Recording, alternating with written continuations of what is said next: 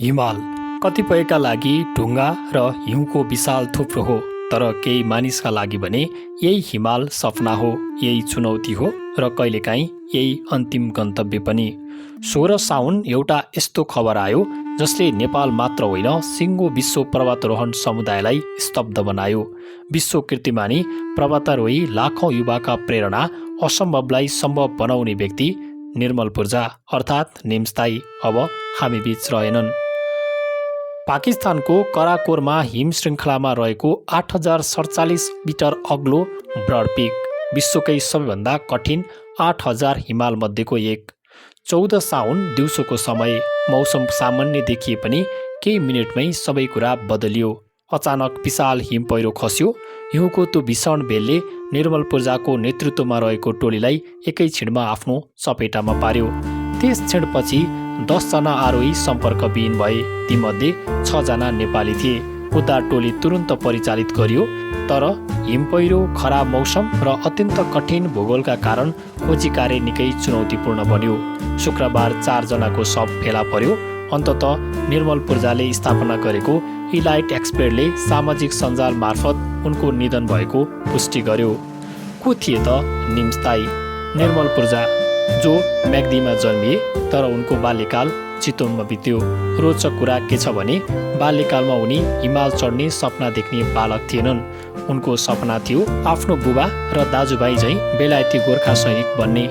18 वर्षको उमेरमा सन् 2003मा उनको त्यो सपना पुरा भयो। उनी गोर्खा सैनिकमा भर्ती भए। साधारण सैनिकदेखि स्पेसियल फोर्ससम्म गोर्खा सैनिक बन्नु नै ठुलो उपलब्धि थियो, तर निम्सताई त्यसमै रोकेनन्। उनले अझ ठुलो लक्ष्य बनाए। सन् 2009मा उनी बेलायतको अत्यन्त गोप्य र प्रतिष्ठित स्पेसियल बुट सर्भिस एसबीएसमा प्रवेश गर्ने पहिलो गोर्खा सैनिक बने। एसबीएस विश्वकै उत्कृष्ट स्पेसल फोर्समध्ये एक मानिन्छ। यहाँ पुग्न असाधारण मानसिक क्षमता, शारीरिक सहनशक्ति र नेतृत्वको आवश्यकता हुन्छ। निम्सताईले यी सबै प्रमाणित गरिसकेका थिए। हिमालतर्फ पहिलो पाइला सन् 2012मा उनले राखेका थिए। छुट्टीमा नेपाल आएका निम्सताई पहिलो पटक सगरमाथाको आधार शिविरमा पुगे। त्यो यात्रा उनको जीवन परिवर्तन गर्ने यात्रा बन्यो। काठमाडौँ फर्किएपछि उनले एउटा निर्णय गरे, अब म हिमाल चढ्छु। उनले गाइडसँग प्रशिक्षण लिए र 6119 मिटर अग्लो लुपुचे इस्ट हिमाल सफलतापूर्वक आरोहण गरे। त्यही क्षणबाट सैनिक निर्मल पूर्जा विश्वविख्यात पर्वतारोही बन्ने यात्रामा लागे। विश्वलाई चकित बनाउने प्रोजेक्ट पसिबल सन् 2019मा उनले सुरु गरे। विश्वले असम्भव मानेको एउटा सपना, 14वटा 8000 भन्दा माथिका हिमाल कति समयमा चढ्न सकिन्छ होला? त्यस बेलाको विश्व कीर्तिमान करिब 8 वर्षको थियो, तर निम्सताईले भने किन 8 वर्ष, 6 महिनामै सम्भव छ? धेरैले हाँसे, धेरैले आलोचना गरे, धेरैले असम्भव भने, तर उनी रोकिएनन्। केवल 6 महिना 6 दिनभित्र विश्वका 14वटै 8000 हिमाल केवल 6 महिना 6 दिनमा आरोहण गरे।